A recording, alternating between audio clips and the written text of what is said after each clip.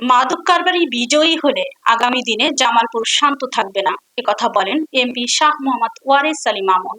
বিস্তারিত থাকছে নিউজ ডেস্কে। জামালপুর সদর ৫ আসনের সংসদ সদস্য শাহ মোহাম্মদ ওয়ারেস আলী মামুন বলেন, আমরা জামালপুরকে মাদক মুক্ত সমাজ রূপান্তর করতে চাই। তিনি আরো বলেন, আমরা এই সমাজকে ধ্বংস হতে দেব না। মাদক বিরোধী আন্দোলন চালাতে হবে, পাশাপাশি মাদক ব্যবসায়ীদের ধরে আইনে আওতায় তুলে দেওয়ার আহ্বান জানান। মুসলিমাবাদ সমাজ কল্যাণ সমিতি ও পৌর শহরের ৪ নং ওয়ার্ডের যৌথ আয়োজনে মাদক বিরোধী আলোচনা সভায় প্রধান অতিথির বক্তব্যে তিনি এসব কথা বলেন। চলো যাই যুদ্ধে মাদকের বিরুদ্ধে, এই প্রতিপাদ্যকে সামনে রেখে শহরের মুসলিমাবাদ চৌরাস্তা মোড়ে মাদক বিরোধী আলোচনা সভা অনুষ্ঠিত হয়। আলোচনা সভায় মুসলিমাবাদ কল্যাণ সমিতি সভাপতি সাইদুজ্জামান মাস্টারের সভাপতিত্বে অন্যান্যদের মধ্যে বক্তব্য রাখেন উপজেলা বিএনপির সভাপতি শফিউর রহমান শফি, সিনিয়র যুগ্ম সাধারণ সম্পাদক খন্দকার আহসানুজ্জামান রুমেল, শহর বিএনপির সভাপতি লিয়াকত হোসেন সহ অন্যান্য নেতৃবৃন্দ।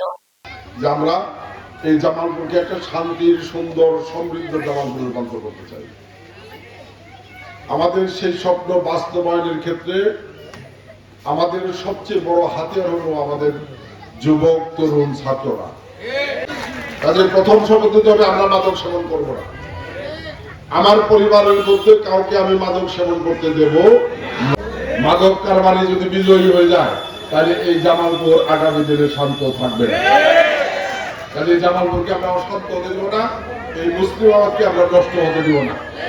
আপনারা এই আন্দোলন চালিয়ে যান, তবে বিনয়ের সাথে অনুরোধ করি, একটা কথা আমি সকলের দৃষ্টি আকর্ষণ করে বলি, আপনি যদি একজন মাদক কারবারিকে কৌশলে আইন শৃঙ্খলা রক্ষাকারী বাহিনীতে ধরে দিতে পারেন, এটা সর্বোচ্চ শাস্তি মৃত্যুদণ্ড পর্যন্ত আছে।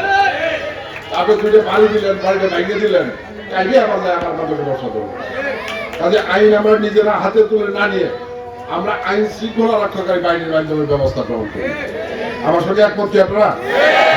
আপনারা একমত থাকেন, আপনারা শান্তিপূর্ণভাবে আপনাদের কার্যক্রম চালান। আমি জাতীয় সংসদের সদস্য হই, আর আমনে ওয়ারেস আলী মামুন হই, আমি আপনাদের সঙ্গে আছি ইনশাআল্লাহ। আমাদের দলের নেতৃত্ব এখানে আছে, তারাও ঘোষণা দিচ্ছে আপনাদের সাথে আছে ইনশাআল্লাহ। এবং মামলার ব্যাপারে আমি আবারও আহ্বান করবো, যথাযথ তদন্ত করে এটা প্রকৃত ব্যবস্থা নেওয়া। মিথ্যে মামলা দিয়ে যদি মাদক কারবারি নিয়ে বুক খোলাই করে আর যারা আন্দোলন করলো মাদকের বিরুদ্ধে তারা চোরের মতো করে, তাহলে এই সমাজ চলতে পারে।